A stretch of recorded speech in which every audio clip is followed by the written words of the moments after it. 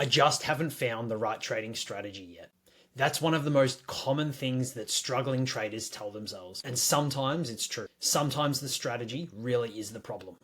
Sometimes the entry model is vague or it's untested or there's no real edge there in the first place. But unfortunately, a lot of the time, this belief sends people in the wrong direction. Because once you've decided that the strategy is your problem, the obvious next move is to go and find another one.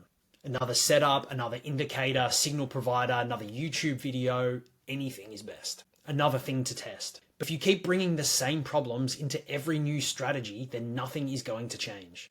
You might get a little bit of a dopamine hit at the start of starting a new strategy, and you might even get a few quick wins, but then the same problems start to show up again. No proper trading plan, too many variables changing at once, no clean data, messy execution, judging everything based on the last few wins or losses. And eventually, you end up back in the same place telling yourself, I just haven't found the right trading strategy. In this video, I want to break down why you might not need another trading strategy, and the things that I would be checking before I went looking for a new one. Reason number one is you're treating an entry strategy like it's a full trading plan. This is probably the first thing that I would look at, because an entry strategy and a trading plan are not the same thing.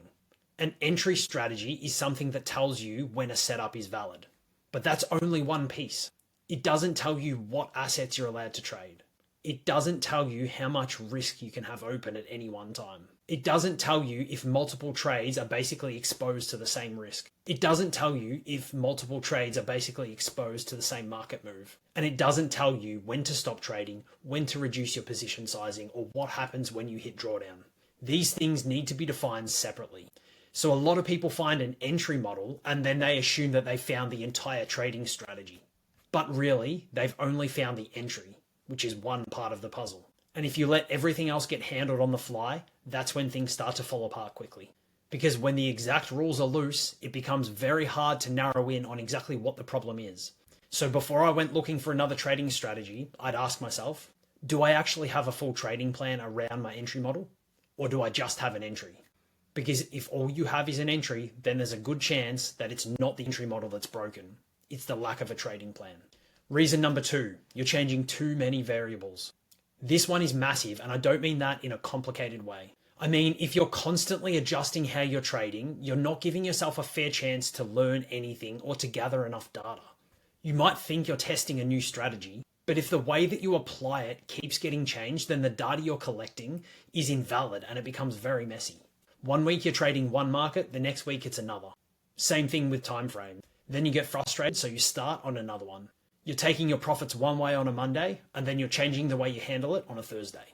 And at this point, it's very hard to say this strategy works or this strategy does not work. Because what exactly are you judging it based on?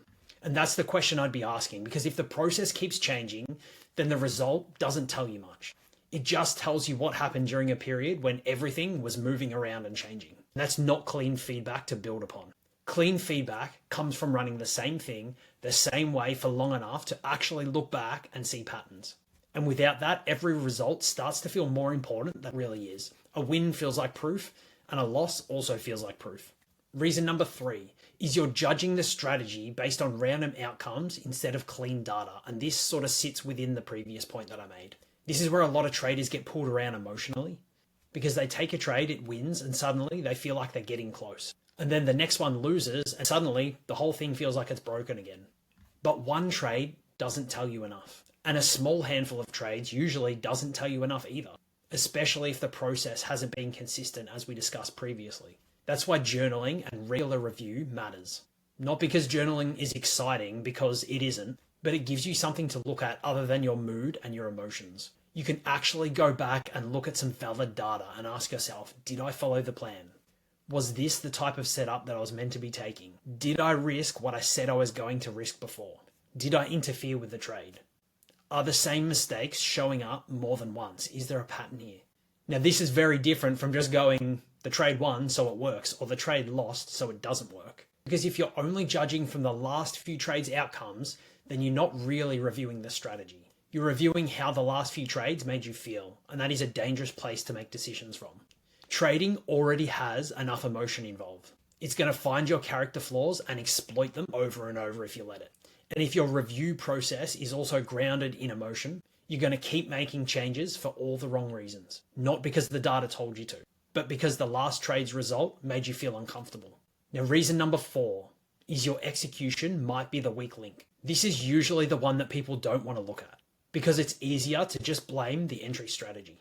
It's easier to say this setup doesn't work than it is to look at whether you've actually traded it properly. But that does need to be checked because you can have a decent strategy and still get poor results if the execution isn't up to standard. Maybe you're entering the trades late. Maybe you're taking trades that are close enough but not actually valid by your binary yes or no rules. Maybe you're risking more when you're feeling good and pulling back when you're scared. Or maybe you're micromanaging the trade once you're already in. None of this inherently means that the strategy is good or bad by itself. It means the execution is messy. And when the execution is messy, diagnosis becomes really hard. You don't know whether the strategy needs work, whether the risk rules need work, or whether you just need more practice. And when all of this is blended together and unclear, the easiest answer becomes, I need a new strategy. When that may not be true, you may just need to clean up the way that you're executing the strategy that you've already got. Reason number 5, you're looking for certainty and not a trading strategy. Now, a lot of people say that they're looking for the right trading strategy, but what they're really looking for is something that makes trading feel safe.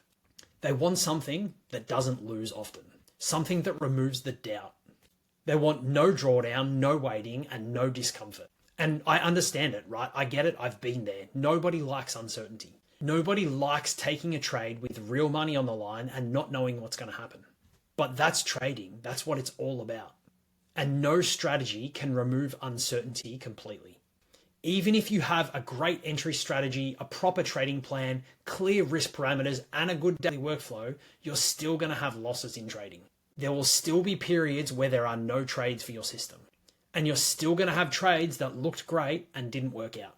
So the goal is not to find a trading strategy that makes uncertainty disappear. The goal is to build a process that you can still follow while uncertainty is present. And that is a very different thing, because if you're secretly looking for certainty, you're going to keep jumping around. As soon as the strategy has a losing trade, you start to doubt it.